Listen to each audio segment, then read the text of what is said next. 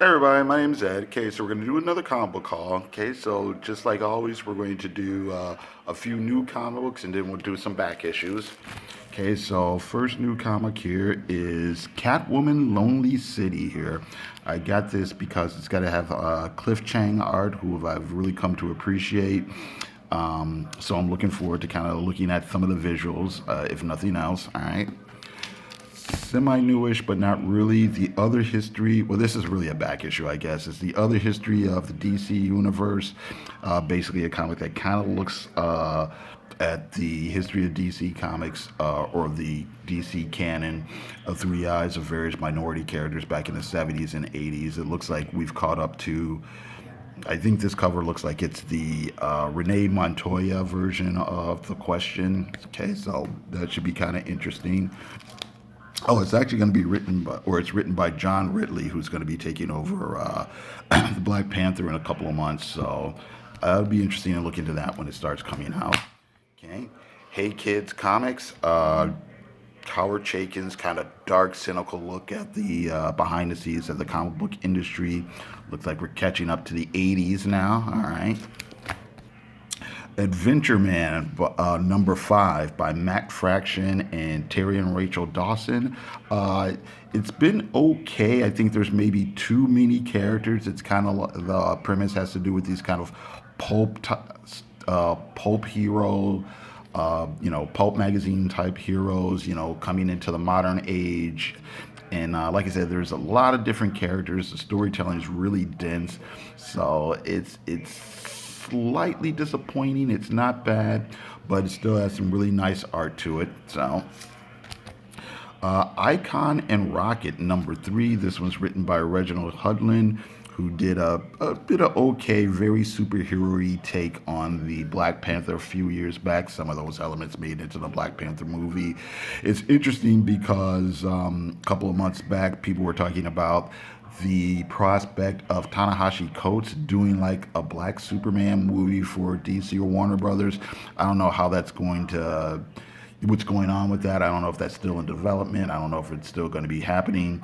But it's pretty interesting because DC Comic Books already has something like almost a half a dozen Black Superman-ish type characters. You've got your Val Zod, you've got Calvin Ellis, you've got Steel, and then you've got Icon here.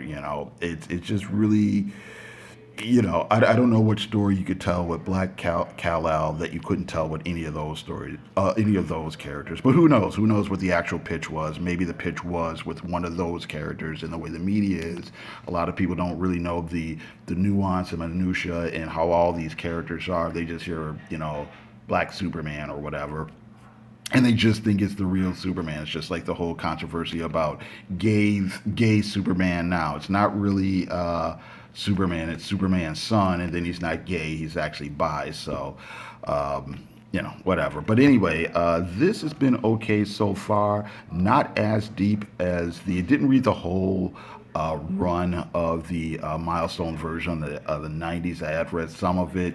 Thought it was decent stuff there.